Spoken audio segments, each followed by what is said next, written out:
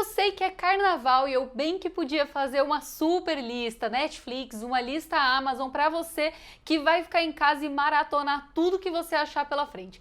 Mas eu achei muito importante que a gente viesse ter essa conversa aqui sobre o que realmente significa por trás deste Oscar de melhor filme para Parasita, que é um filme da Coreia do Sul. Isso é muito maior do que a gente pode imaginar, é muito mais do que simplesmente o primeiro filme de língua não inglesa a ganhar um Oscar. Tem uma história muito mais legal por trás disso tudo e é isso que eu quero trazer aqui hoje. E no final ainda vai ter dica de alguns filmes sul-coreanos para você assistir neste carnaval, se você tiver interesse. E se por acaso você caiu de paraquedas neste canal hoje pela primeira vez e nem sabe quem sou eu, meu nome é Kelly Hyde, este é o Acima da Linha e eu acho que você devia aproveitar agora, neste clima festivo de carnaval, para já se inscrever neste canal.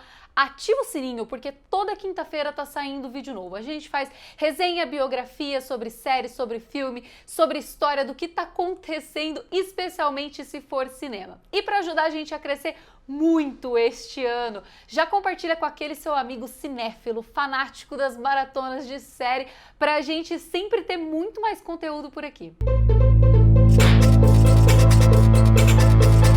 A história começa muito antes do que a gente vai começar a falar aqui, porque a história do cinema sul-coreano tem um monte de poréns, muito semelhante à história do cinema nacional, do cinema brasileiro, que passa por uma ditadura que está censurando filmes e filmes que foram perdidos por não terem sido guardados de maneira correta e segura e várias outras coisas. Já existiu uma lei do cinema lá que não ajudou em muita coisa. Mas existiu um efeito que é o caso Jurassic Park. Em 1994, o mundo inteiro decidiu parar o que estava fazendo para assistir Jurassic Park. Mas ele não ficou 1, 2 ou 3 semanas em cartaz. Jurassic Park ficou 3 meses em cartaz na Coreia do Sul. Aquilo era tão absurdo para eles que, de repente, a população e o governo, principalmente, parou para pensar, peraí, você já pensou o dinheiro todo que isso daqui tá gerando para os produtores, para o país de origem deste filme? A comparação era mais ou menos sobre os carros que eles vendem. Os 3 meses de Jurassic Park basicamente anularam as vendas de mais de 1 milhão de Hyundais. Pode ser que até o governo não gostasse muito dos diretores locais ou da estética do cinema coreano, mas não tem governo que não queira trazer dinheiro para o seu próprio país. É neste momento que, em 1995, surge a Lei do Audiovisual, ao mesmo tempo que já surge o Departamento de Indústria da Cultura. A partir deste momento, o governo decide que tudo vai ser diferente. E então eles vão criar uma série de apoios, de formas de ajudar a população a produzir mais filmes e levar isso para o restante do mundo. Você certamente sabe que no Brasil a gente tem mais ou menos a mesma coisa, mas você também sabe que no Brasil essas coisas não funcionam como deveriam ou como a gente gostaria que funcionasse. Dentre todas essas séries de apoios do governo para a indústria cinematográfica na Coreia do Sul, a gente tem o que é muito semelhante à nossa Lei Rouanet, que é o incentivo fiscal, a principal forma de incentivo à produção cinematográfica. Se você não sabe bem como funciona, basicamente uma grande empresa tem aquela verba destinada a ajudar algum projeto de cultura que vai caridosamente divulgar o nome da sua marca e desta forma ele tem abatimento dessa quantia no imposto no final das contas, no final do ano lá. Então é mais ou menos uma troca de um merchandising, troca de você não pagar esse imposto que talvez não lhe seja muito interessante. Na Coreia do Sul acontece a mesma coisa, com uma pequena diferença de que a Samsung e a Hyundai decidem participar com peso nesse incentivo e realmente dar uma alavancada no cinema sul-coreano. Mas não é só isso, eles têm várias outras coisas. Por exemplo, cota. O que significa cota dentro do cinema?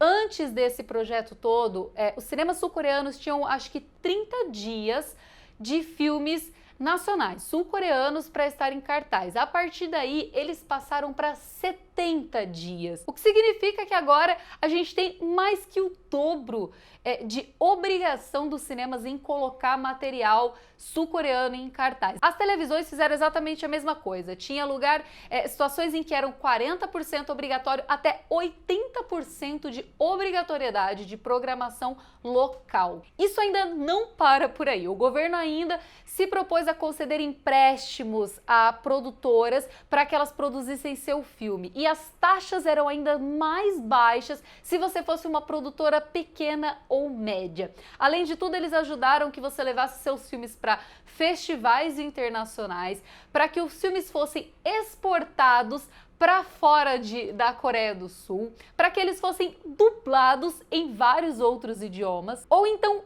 filmados fora do país, e até mesmo auxílio com bolsas de estudo para quem tivesse disposto a aprender alguma área do cinema que favorecesse esse projeto todo. Uma das coisas que eu achei muito interessante dessa história é que todo esse período inicial de surgimento desse apoio ficou conhecido como Aprendendo com Hollywood. Eles estavam literalmente tentando copiar um sistema hollywoodiano para fazer com que a Coreia do Sul tivesse uma indústria cinematográfica e levasse isso para todo o restante do mundo. Mas é claro que nem tudo são flores. A partir de 1997, isso começou a se dar uma balançada um pouco por causa da economia e de várias outras coisas que foram abalando este projeto. No entanto, apesar de perder um pouco a força, nada foi por água abaixo e o projeto continua e a Coreia do Sul continua ganhando cada vez mais espaço. Para você ter uma ideia de números, uma estatística que fica bastante clara, que é quanto do cinema nacional você tem presente dentro do seu próprio país, quantas pessoas assistem os filmes que são feitos pelo seu próprio país. Lá atrás, antes desse projeto começar, estimava-se que era 2,1%. Ao final de 2014, essa estatística subiu para 57%. Isso significa um crescimento assim estrondoso. Só para você entender um pouco melhor do peso disso, Parasita, dentro da Coreia do Sul, foi assistida por 20% da população. Isso é um negócio absurdo, parece que não, mas 1 a cada 5 coreanos assistiram a Parasita. Isso é muito importante para eles como uma valorização da cultura deles e como expansão do mercado cinematográfico. E um comparativo também muito claro desses 57% é que a França, que é um país que investe pesado na produção cinematográfica, no mesmo ano de 2014, eles fizeram essas estatísticas e bateu 36,8%. Desde que a quantidade de filmes vem aumentando cada vez mais, isso é conhecido como a onda coreana e ela fica ainda mais forte a partir de 2010. Até que finalmente, este ano em 2020, a gente tem pela primeira vez um filme sul-coreano sendo indicado a qualquer categoria do Oscar e pela primeira vez um filme de língua não inglesa ganhando o Oscar de melhor filme. Se você se interessou muito por isso e você quer saber um pouco mais e assistir talvez filmes que você tenha deixado passar, eu vou te dar aqui dicas de alguns filmes que eu acredito que você vai gostar e que vale a pena assistir. O primeiro deles é um clássico e muita gente conhece este filme, é de 2003, Old Boy. Ainda do mesmo ano, um filme que também ficou muito conhecido é Memórias de um Assassino. No ano de 2016, a gente tem dois filmes muito marcantes. Um é A Criada e o outro é Invasão Zumbi. Em 2017, a gente tem um filme que você provavelmente conhece ou pelo menos já ouviu falar, que é Okja, que é do mesmo diretor de Parasita e está disponível na Netflix. Eu espero que você tenha gostado deste vídeo. Me fala o que você achou, se é realmente interessante para você, se você gostou de saber dessa história sobre o crescimento da indústria cinematográfica da Coreia do Sul. Comenta aqui embaixo para eu saber e a gente conversar a respeito. E já aproveita para não esquecer de deixar o seu like nesse vídeo e até a próxima.